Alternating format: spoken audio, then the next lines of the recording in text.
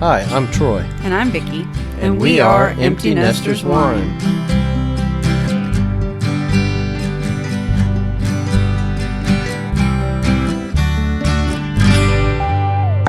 Welcome back to episode 22 of Empty Nesters Podcast. Thanks for joining us today. We have some special guests I'll introduce here in a few minutes. Make sure you like our podcast here on YouTube. Subscribe to our channel and hit that notification bell, and you'll know every time we post one. It's usually Monday afternoon at 3 p.m. Go like our Facebook page. That's really where we put all of our information out. We're getting very, very close to opening, so get on that Facebook page and like it, because we're going to announce it on Facebook when we do open. Hey, Vicki, what wine are we tasting today? We are going to try our dry blackberry today. Ooh, and right up my alley. Yeah. And so, you know, Troy had his birthday last week, so we had a party because it was for his 50th. We had to keep it small, but our son surprised us with something he's had in the works for almost a year now. And he had one of his best friend artists, Alex, do a gigantic painting. Yeah, he said it was 7 foot tall, 3 foot wide. Yeah. And so it's hanging up on our back brick wall. So if you get the chance, you should come in and check it out. Yeah, definitely come in and check out that picture. It is amazing. Amazing. I was awestruck when I saw it. We are doing mulled wine on December 5th, this Saturday. And hot apple cider for the kids. And hot apple cider. We'll talk more about that at the end of the podcast, but the point is the doors will be open Saturday, December 5th, probably I think it was 5 p.m. Come in and check out that painting Vicki was talking about. It's really cool. It's a good addition to our winery. So, yeah, as I mentioned, we have a couple guests with us today. We have retired Master Sergeant, house flipping, abused, and underpaid Empty Nesters employee, and my little brother, Aaron Clark, with us. Makes it sound a lot more awesome than it is. And his awesome girlfriend, Jennifer, from Skytook, Oklahoma. Yeah. Came all the way in from Skytook for a podcast. Okay, maybe not. But for the party. While you're here. For tacos. She came for tacos. Yeah. We had a all-you-can-eat taco buffet for my birthday party. Yep. So, and I got a lot of gag gifts. I got a good shirt that I'm going to wear to the doctors. Now, I'm turning 50, so I have to do the colonoscopy stuff, and my brother gave me a shirt that says, "Look who's all grown up and ready for his first colonoscopy." I'm going to wear it to the doctor. So, yeah, I thought I would get Aaron on the podcast because our amazing producer, Robert Parker, has been bothering me about it since episode 1. He's like, You guys are just boring. You got to get some life on this channel. Get your brother in here. He'll do it. Yep, we're pretty boring. I'm paraphrasing a little bit. But yeah, so Aaron's been instrumental in the whole process of remodeling our business, our winery, and getting it ready to go. He's made countless 4-hour drives up here, towing a trailer and in a gas-guzzling pickup with a bunch of tools, and come in and really helped us out with a lot of construction. Usually does all the really high, crazy stuff that I'm too scared to do. It's just I like to break things. So tearing stuff apart is the easy stuff, and he did it. With it. He did excel at the demolition part of it. That was his thing. He got in there and ripped that place apart. But yeah, he does a lot of work for us, and he gets paid in lodging. And salsa. We have a guest liquid bedroom. Gold. That's true. Vicki makes some delicious salsa, and everybody in my family likes it, so we all kind of fight over who gets a jar, but Aaron comes up to help. He gets salsa. And sometimes he gets food, but sometimes he takes us out to eat. He comes, works for us, and buys our food. That's what family's for. So, yeah, as I mentioned, Aaron really destroyed our winery. I mean, demolitioned the winery, and then put it back together, though. So, yeah, I think that was more putting it back together was you guys. It was a team effort, I guess. Yeah, Aaron, growing up, was always consistent with two things. One was tinkering with his hands. Even from a little fella, He has always had a screwdriver, a wrench, or pliers in his hand. He was always tearing stuff apart. Yeah, his fixing mom stuff, told me putting the stuff story of together. him taking the kitchen table apart on Thanksgiving Day, and they just caught it before Yeah. everything fell off. Yeah, that was a great time for me because I just sit back and laugh because I was always the one in trouble. And I don't even think you got in trouble for that. I probably They were like, didn't. "Oh, that Aaron, he's always yeah." And whatever. Troy doesn't tell you why he was always in trouble. Is because my sister and I would always do stuff and blame it on him because we weren't old enough or smart enough to figure out how to all the time. burn a candle onto the carpet or Yeah. take the legs off of a table. Or A big old Christmas candle, one of those big fat ones. Somebody melted it into the carpet in the bathroom. And so my dad lined us up. I think I was 13. Aaron was old enough, 9, 8, whatever. So he lines us up and he says, "Okay, here's a book of matches. Can you strike a match?" I'm like 13 or 14. I'm like, "Yeah." So I lit the match. Well, that was incriminating myself apparently. So he goes to my sister Carolyn and says, "Can you light this match?" And so Carolyn's just barely brushing it across the thing. She's like, "I don't know how to light a match." She's like 10 years old. She knows how to light a match. And for one, I didn't do it. I didn't melt the candle. I didn't know who did. So then he goes to Aaron.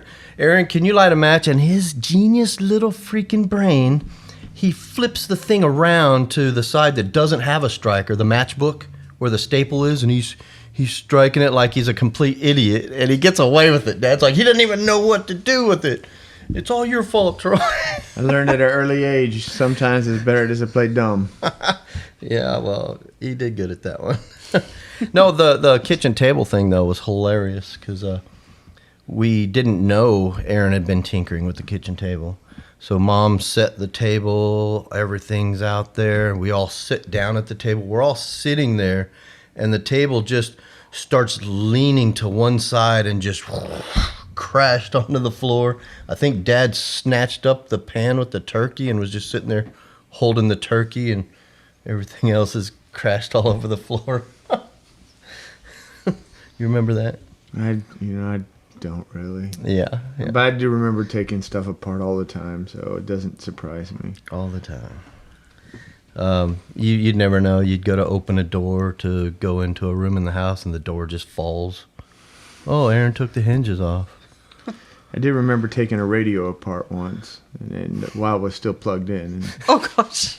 and I got shocked. Yeah, So I think the first time I learned about electricity. electrifying experience. It was a shocker, that's for sure. Yeah. So like I said, he's always good at tinkering with his hands, and I'll go into more of that on what he does today. But two things he was consistent at: tinkering with his hands and just finding an innovative way of doing things. You know, even as a kid, you know, he didn't do things the normal way. He'd find an easier way to do it. And he says innovation. I think lazy. You know, he does things hard. You know, the way he chooses to do things. There's got to be an easier way to do it. And my brain just likes the easier way of doing things because it's less work. It's easier. Well, it's a good way of living your life, I guess. Make it easier. But yeah, so he's always tinkered with his hands, like I said. Now what he does, he retired from the Army, so he has no real training in construction or home remodeling. He just decided to watch some YouTube videos and talk to some friends that are contractors and start asking questions. And now he's buying old beat-up houses and remodeling them and renting them out. Right? It really started with I Jennifer. was like, yeah, you can thank me for that. Jennifer is the one that caused this. She bought the ugliest house that somebody could buy. And she's I think it was wall-to-wall wallpaper. It built was in 1966. The original owner. So had the original appliances in it still. original plant, blue Oh, carpet. Yeah, the oven didn't work. It was like a gas range in the countertop. The refrigerator had wood paneling on it. Did it come with like a lava lamp sitting on a table in the corner? No, or- but it had the blue carpet in the Okay, living room. A door and that was wallpapered. everything was wallpaper, wall-to-wall wallpaper. everything. It had popcorn ceilings. It had A 15 pink toilet and a lavender toilet. and carpet in the bathroom. Yeah. Oh, I hate that. So that's kind of where it all started. It was with Jennifer and the need to update that house. That Aaron she said, I bought. can't live in this. I got to fix it. Yeah, you walk in it now and you wouldn't believe it.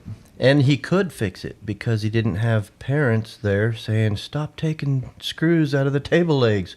He had free reign. He could do whatever he wanted, so he ran with it. Had encouragement. Jennifer telling me to take walls out. So, yeah, I mentioned no training. Just jumped in there and started working. And now his next project is he's going to buy some property and build a house from the ground up.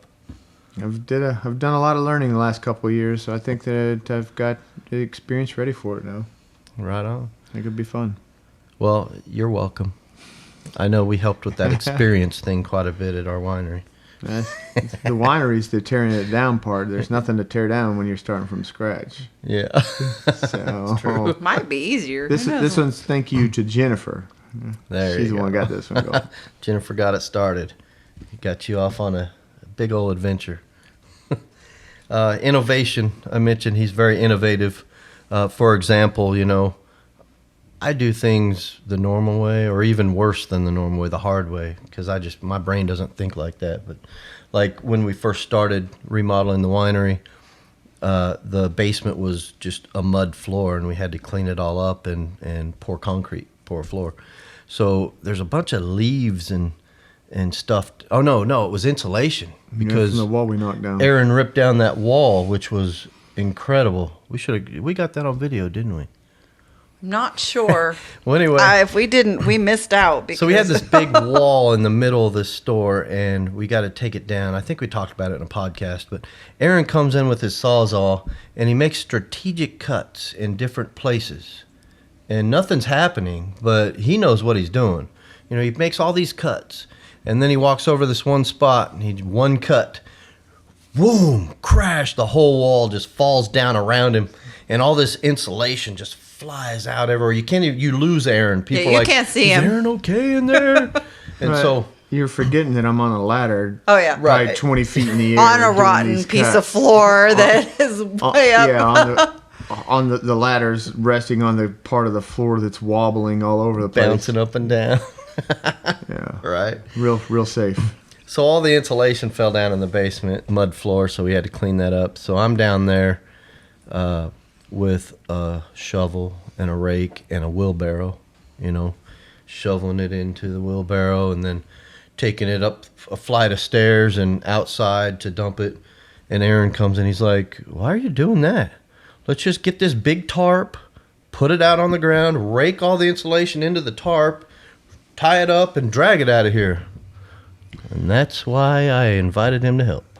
Well, if you ever are watching the lawn care companies out there taking care of leaves, they do that same thing. It's a very genius way of doing it. So I learned by watching people, and that's where I picked that one up. It was a genius way of doing it for sure. It saved me a lot of work once we figured it out. I think I'd been doing it for a while, and you came back up to help, and you saw what I was doing and called me out for my dumbness, doing things the hard way. So, yeah, innovative. We went camping one time at the Great Boundary Waters, and we didn't have any firewood, but it was going to get chilly that night. So we found these trees that had fallen down. And the funny thing is, and we can talk more about this next week, but the trees that were available were on a different island than where we were. But we got them over to this island where we were at, and we didn't have a chainsaw or anything to cut firewood with. So Aaron uses his machete, some rocks, and like a little, I think it was a rock where you put it on to, balance it so you could break off pieces. And yeah, I probably would have just froze to death that night because the way it is in the Boundary Waters area, there's designated camping spots. And if you're at that camping spot, of course, you're going to use the firewood that's close to you. So that place where we got the firewood, there was no camping spot, It and there was was all picked over. kinds of firewood over there. But then we just had to put it in our little canoe and take it over there.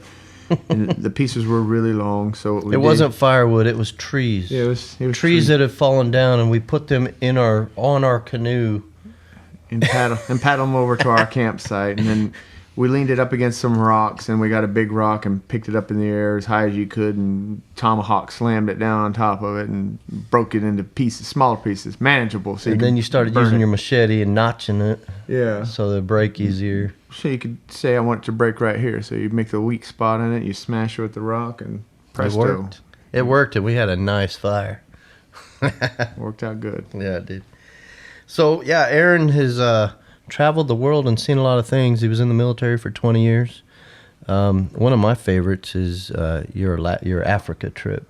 Tell us what the coolest thing was about your trip to Africa. The Africa trip was probably my favorite one too. It was one of my it was my last trip too before I retired, and it was awesome because we were there teaching Kenyans how to do basic infantry tasks, and they got busy doing real work. Somalia had a bunch of Al-Shabaab terrorists attacking, so they had to go take care of those terrorists, and we didn't have permissions from our government to go join, so we were unemployed. You got nothing going on, so we decided to make the best of it, and we went on an African safari, went and saw some lions in the wild, and it was just very impressive, intimidating too. Yeah, you said you looked up, or there was a lion, Well- and you guys were looking for it. Yeah, it's you got to think it's summertime there, so it's a little bit warm, and we're riding around in these Toyota Land Cruisers. So what we were doing is we would hang out the window and set our butts where the window rolls up and down, and we just Were hold these on like to the Jeep things that Yeah. had the open tops? no open top. Oh, okay, it had a that's roof good. on it. Okay. But we're just sitting on the door where the window rolls up, and then we're grabbing on the luggage rack on top. So we're just riding around halfway out of the car. And then we see something over by a bush, and we get a little bit closer, and it was a lion. So I scooted inside and rolled the window up. Yeah, good plan. No thanks. Yeah. But that was a real cool experience. And then, the time just kept going. That those guys weren't able to come back and get the training. So we asked the Department of the Navy who we were working for. Army guys working for the Navy guys. But we asked them if we could go down and to Tanzania, which is the next country over, and climb Mount Kilimanjaro. We'd pay for it and everything, and they said, "Oh no, absolutely not! You cannot do it. You're not going to pay for it." And then they told us, "Let's do some high altitude training," and then they paid for us to go climb Mount Kilimanjaro. So okay, I'm glad they decided not to let us pay for it, and they decided to pay for it. But we got to go up Mount Kilimanjaro, and we took the 4-night option. So 4 nights and 5 days.